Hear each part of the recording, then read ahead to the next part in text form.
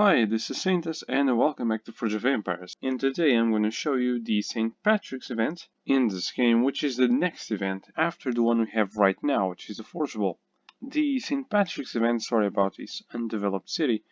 Well, how can I put this? It happens right after the two best events in my opinion. I absolutely love the Christmas event and the Forgeable event. Those are both great events in my opinion. And so because of that very high bar, I feel like any normal event would already feel quite underachieving. However, I hate this event even more than usual because as you can see here, it is nothing, absolutely nothing like any other event. So just to show you here, the way these events usually work is that you have your main quest line that provides you with the event currency of the game, and then you spend that event currency in a progression system that is the way for you to obtain the upgrade for the main prize here. But it also has a daily special that obviously changes during the day.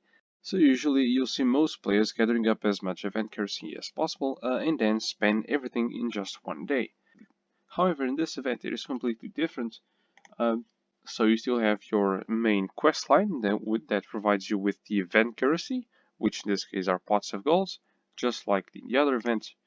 But now, instead of you spending those pots of gold in the progression system, now you spend them upgrading cities. And I say cities, yes, because there is more than one city than the one you're seeing right now.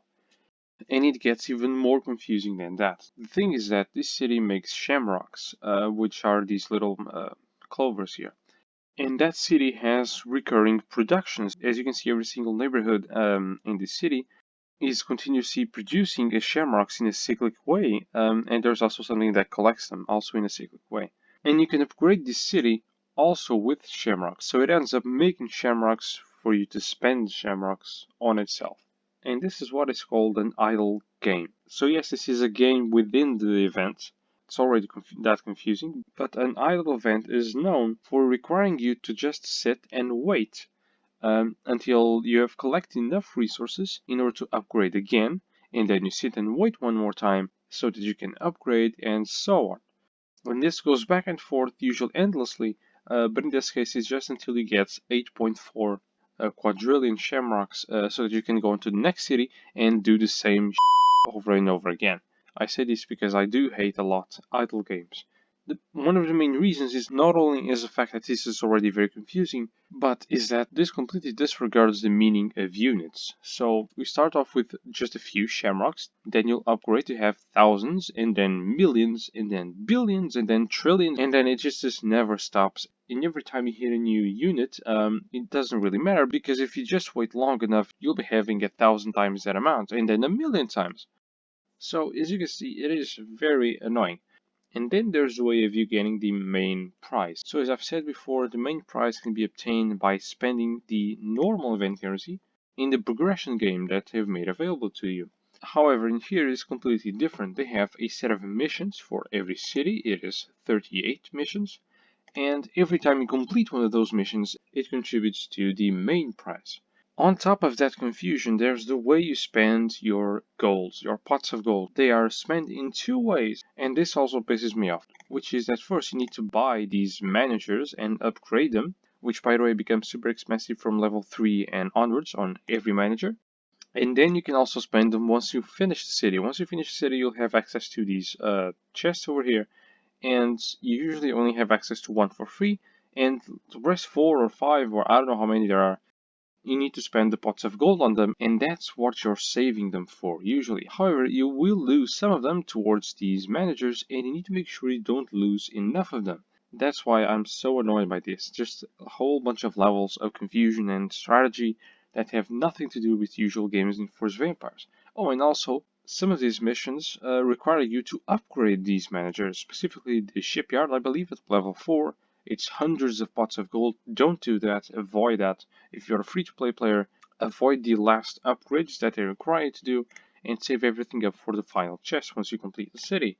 The average time for completion of each city, I don't know how much it is, but I managed to get to about a quadrillion in less than a day's work. So you'd have to wait 10-16 hours if you're very active on it, or at least from my part.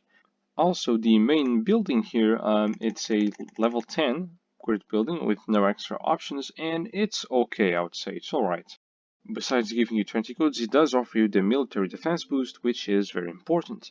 Also, unlike the majority of buildings, there's only one other that does this. It has a random production on top of the current production of 20 goods.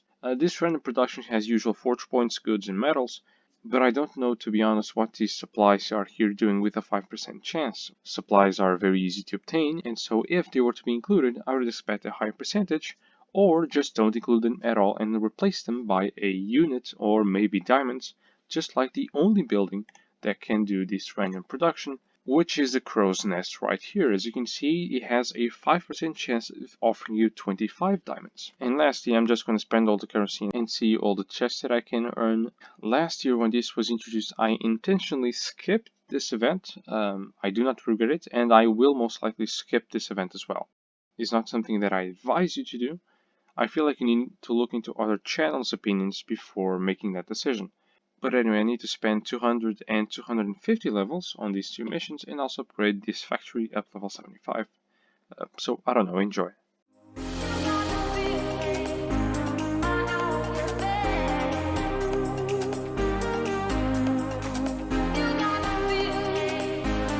And so that is it for the missions. I also forgot to mention that after you've completed each of those missions, you will earn a random reward, but those are pretty meaningless in comparison to the events.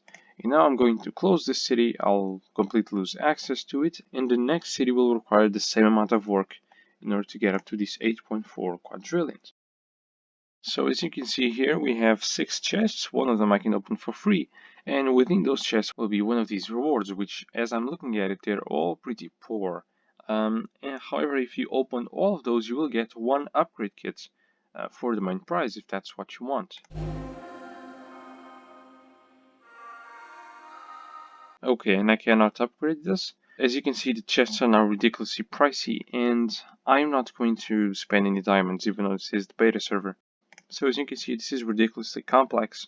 It requires too much management, and I just don't like the appeal of idle games in general. I'm sorry that this is the opinion you've heard from me. I wish you can get better opinions from other YouTubers.